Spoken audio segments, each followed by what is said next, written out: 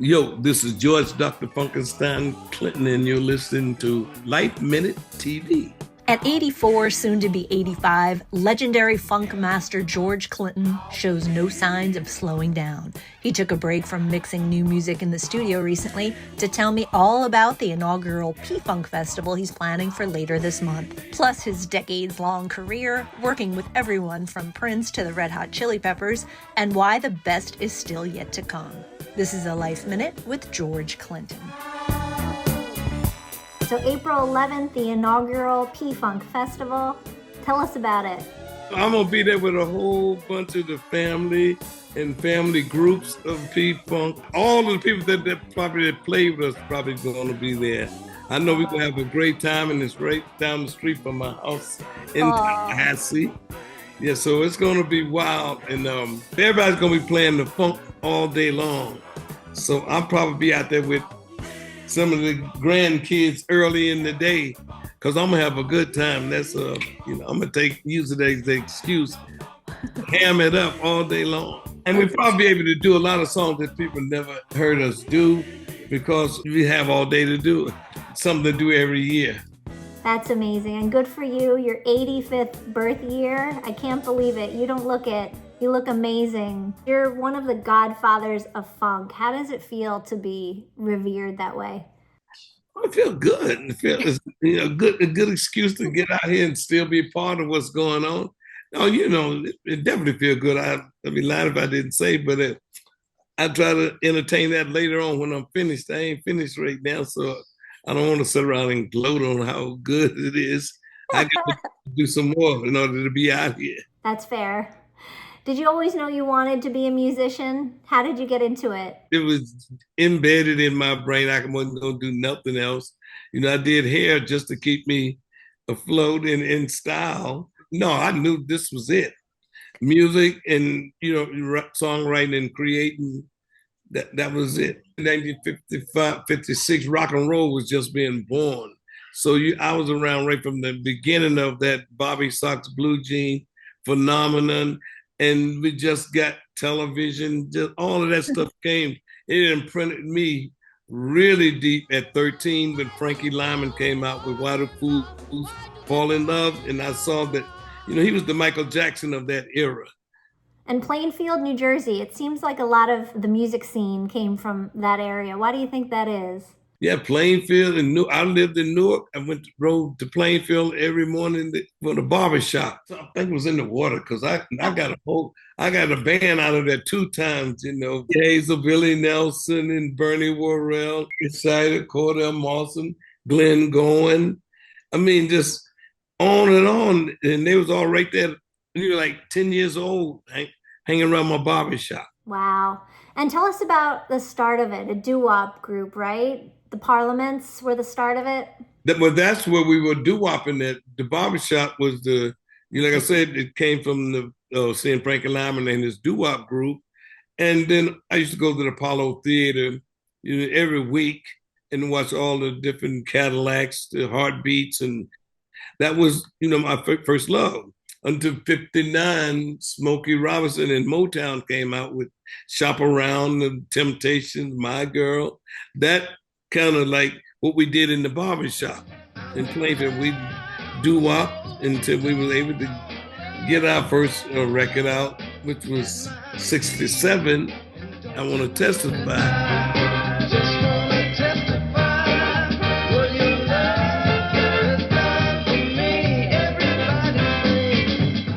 By that time, Motown was, getting ready to go to California, become a movie company with Diana Ross. So we were there with a hit record, and the whole scene was changing from Motown to rock music. Now you got Led Zeppelin, Beatles, and that type of stuff. So we hooked up with the MC5, Iggy Pop, and we was on the Detroit scene. I mean, and we became a rock band. That's why you see the Maggot Brain and the Funkadelic side. That's what we changed into that, like 71, as Funkadelic and Parliament. Bootsy comes along that same time. So we got a Bootsy now. The Parliament-Funkadelic meant thing with the Bootsy and a spaceship.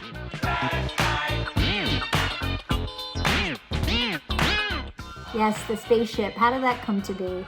We got a hit record. We Want the Funk, and we had the owner of the record company, Casablanca, was Neil Bogart, who I had known over the years, who was a hustler promotion man. So I knew he knew what a gimmick was about. He knew how to get the right props. Pink Floyd was really big with their props, and they were the only one doing that at that scale. And hair and all of that was influencing us. We saw that our show could be a play. So I said, well, we got a hit record. I got a owner of the record company who don't mind height. Get me a spaceship. And with that, I'll promote the next 4 or 5 albums. He did that, and we did. We promoted Bootsy, Parliament, Brides, Paulette. Everybody was promoted with that one spaceship, and it lasted longer than we thought, because as soon as we came back with the spaceship, hip hop come along and started sampling the stuff, and off we go again. Yeah, and you were the first to do all that stuff, the big hair, the costume.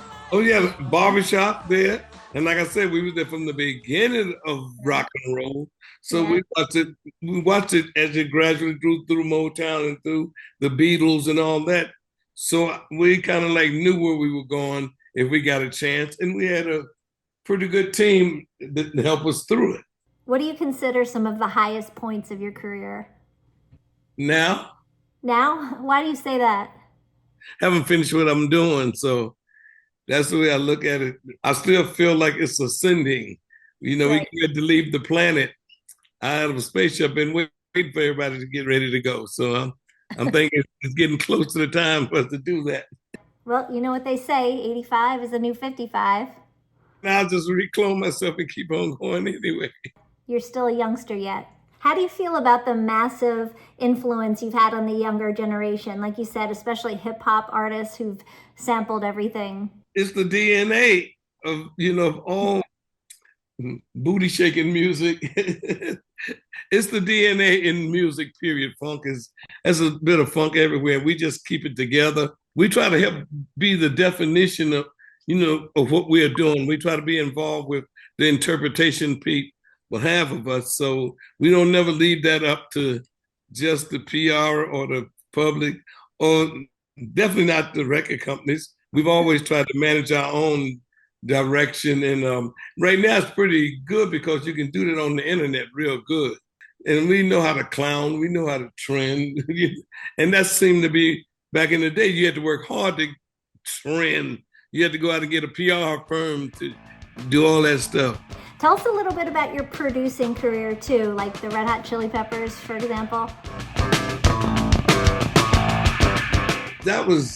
It still is probably prized, because they're friends, right out of Michigan too. And they stayed true to the funk. And I was Flea's best man at his wedding. So they're really, funky, like they were when they first started as kids. I don't know if a lot of people don't know that with Roger and Zapp. We did stuff with Thomas Dolby. I did one with Prince, Paradigm. A lot of people should look online. That's one of my favorite songs. Call me Shapeshifter. Being around Detroit and Motown, you had a chance to see the greatest producers in the world. Stevie as a kid.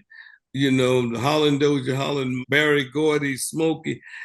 It was like a college of producers and writers. So that became like part of our whole thing. Bootsy, Gary Scheider, Bernie, Clip Payne. The band is still like that to this day. Danny Bedrosian, and you'll see the band we have right now is as hot and as lively as we ever were. I'm gonna make you sick of me, then I'm gonna give you the antidote. What does music do for people? It's got to be some kind of communication, and it's got to be a lot more than we can actually interpret.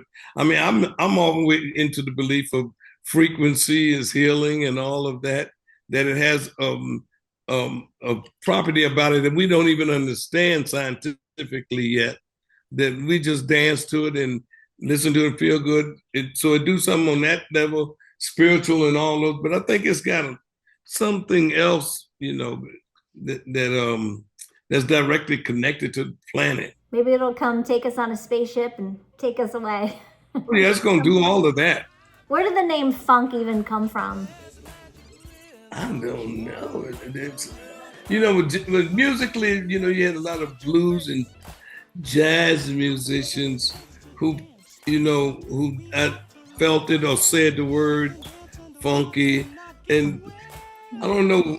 It always have made you frown your nose up when it get real good and it's really funky, like a James Brown or New Orleans, or just when it's just so funky, it makes you get that look in your nose. So it's a hot, warm, damp place to give life. Could be birth. Who's that? The spaceship? That's the spaceship. Ding dong. Are there any new bands that you're into, or any new music, or just old stuff?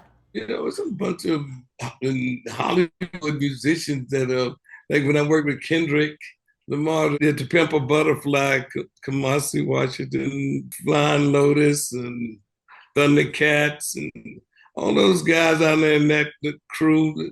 I'm working with some of them now. What's your secret to longevity? I'm probably paying attention to the stuff that get on my nerve. You find some new music that get on your nerve and it's working, you want to figure out how is that working, which is what we were. We got on people's nerves. But that was the intention.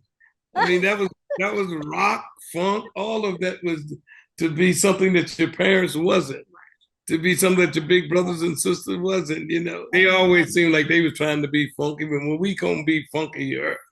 And of course, you're inducted into the Rock Hall of Fame. Were you proud of that or happy about that? Oh, yeah, I tried to pretend that it didn't at first, but, because we was around right from the very beginning, when they literally put the building together, and I helped them get a lot of stuff from different people that I was proud of. I actually inducted Sly Stone in there, and then Prince inducted us in there, so I met a lot of friends that I hadn't seen in years, like actually Mavis Staples them got inducted at the same time we did. The Jacksons got inducted and we hadn't seen them for years, and they had grown up and it was all of that by then. And I went back to see the Chili Peppers when they got inducted, and we was up there jamming, Michael falling off the stage. It's all of that. You want to be hardcore when you're growing up, but once you get there, it was good to see your friends and everything there. Well, they actually got it right with you guys. Sometimes they take too long to induct people. What was Prince like? Oh, quiet, but he knew exactly what he was doing, what he wanted to do. I mean, the only person I can think like that is Kendrick Lamar. He was about the same age that I met Prince at, and he knew what he was doing. He learned, he paid attention to ourselves and Earth, Wind, and Fire, who was just preceding him. So he had his business model mind made up, and he got it right, and he's the best at that part of it. But he really soft-spoken, but like I said, he worked hard. He had you working. You earned that day's pay. He paid him good, but you was on call all day long. Yeah. If he decided to do a show at 3 o'clock in the morning, everybody was there, and he did that. What about guitar players? Who are some of your favorites? Well, he's one of them. He's one of them, but I'm definitely gonna say Eddie Hazel with us was definitely. Jimi Hendrix was time favorite. Jimmy Page, Eric Clapton, Lightning Hopkins, Sister Rosetta Thorpe's. She's like the queen of rock and roll. And how do you keep your voice in check? Do you do anything? I'm just not getting that. I never paid too much attention to that, other than when I'm making the record. Once I get on the stage, I'm hollering and usually don't pay it. But now I actually, I'm 85. I got the excuse I'm tired, so I can actually sit down and sing now and be really quiet. But I'm so hyped that I have to be careful because I will get hoarse quick if I let my feelings go. So, but I got enough qualified people in the band that if you miss a note, 10 people gonna get it for you. And that's part of the image of the group over the years. You never know, but you know all the members by name, so it's cool to see who do what when they do it. Well, I can't wait to see it. That'll be fun. So besides yourself, who else would be on your Mount Rushmore of funk? Oh, I ain't messing with that. Maybe Sly. I see Sly on your hat. Okay, James Brown, Sly Prince. You're in the studio right now recording. What are you working on? Is there something new coming? Funk. Oh, it's some funk coming. Well, we'll have to talk to you again for that. Thank you so much, George. Definitely will. To hear more of this interview, visit our podcast, Life Minute TV, on iTunes and all streaming podcast platforms.